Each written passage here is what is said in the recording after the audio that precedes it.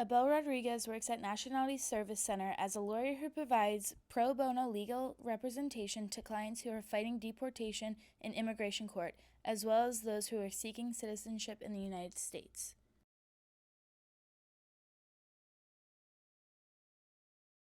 To become a U.S. citizen, there's an application fee associated with that, and the fee right now is $680, which is not a small fee.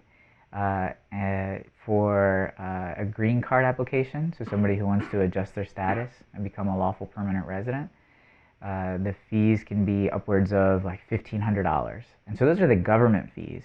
Then in addition to that, if you're working with an attorney, there are the attorney's fees in addition to that. And so these processes can cost people thousands of dollars. To start with the naturalization process, you need to see if you're first eligible. That consists of being over the age of 18, being a permanent resident for at least 5 years in the United States, proving that you have lived in the U.S. for at least 5 years immediately preceding the date of filing the Form N-400, showing that you have been physically present for at least 30 months out of the 5 years immediately preceding the date of the filing Form 400. You need to be able to read, write, and speak basic English. You need to have a basic understanding of U.S. history and government. You need to be a person of good moral character, as well as demonstrating an attachment to the principles and ideals of the U.S. Constitution. Funding drying up and there being less funding, especially for certain types of immigration work, most nonprofits, at least that I'm aware of, do charge some fees now. There was a time when there was a lot more of free legal services that were being provided in the immigration realm, and now most nonprofits are charging some fees to clients in order to be able to keep their programs up and running. We did find that there were clients who would have trouble paying those fees, and so that's why sometimes you asked about caseload.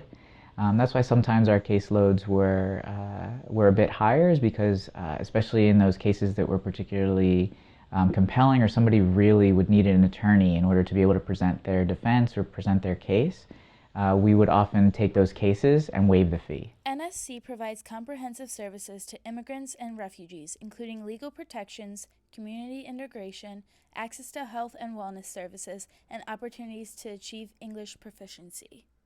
I work for a nonprofit, and so our fees are significantly lower than a private attorney. And being a public interest attorney in the Philadelphia area is that it is such a tight-knit community, and people are incredibly supportive. And so when cases come up with new issues, even if I'm not able to rely on the other attorneys that I work with within my organization, I know that if I reach out outside of my organization, reach out to other attorneys in the Philadelphia area, people are so quick to pick up the phone and offer some advice and at least point you in the right direction, if not kind of solve the problem for you just in their experience. Collectively, quite a bit of experience among the kind of our network, the people either that work at the agency where I work or people who have worked there recently and who have moved on to other things, but we're still in touch with. And so we're able to rely on that network to rely on their experience and their knowledge.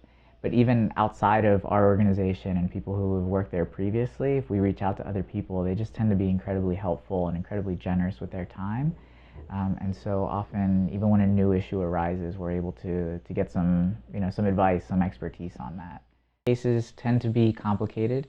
It's actually now the focus of Obama administration. Their claim is that they're focusing their resources on people who have had contact with the criminal justice system. Of course, there are hundreds of thousands of people who are also being deported who have had no contact with the criminal justice system. But ostensibly, what they're doing is focusing on people who've gone through the criminal justice system. A lot of communication is done by phone, but we also communicate via email. There are kind of mixed feelings about providing clients with like personal cell phone numbers and phone numbers as attorneys. And so some people just prefer not to do that. And that's understandable. If they had a quick question, something that doesn't necessarily necessitate a phone call, they would send me a text, and so we would communicate that way. But then also by mail, if there were documents that we had prepared and just needed a signature on, we might send them and ask the client to send them back. And with other attorneys, yeah, sometimes we would communicate by phone, by email. That communication can get, there are questions about that if we're talking to another attorney who's representing them on another matter. There are confidentiality issues, and so in the same way that if somebody reached out to us without a release from the client, we would be somewhat careful in how much information we would reveal about the client's case. I like to reach out to my clients, so it varies, depends on who you talk to and how significant of an update it is.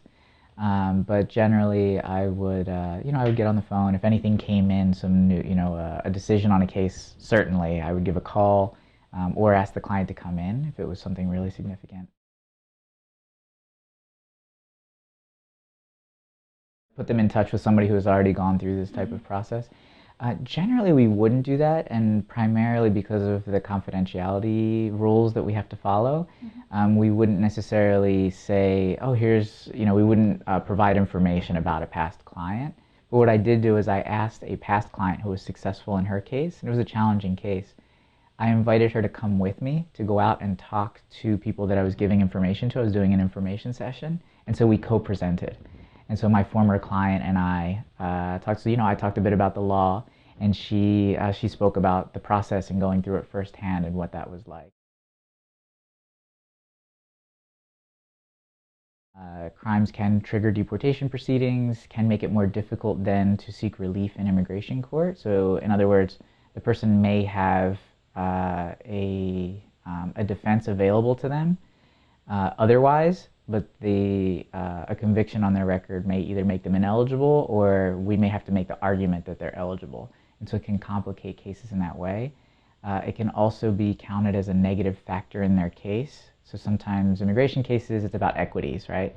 The judge is looking at positive factors in the person's life and negative factors, and convictions go in the negative factor category. And so it can make cases difficult in that way. But those are primarily the cases that I've worked on throughout my legal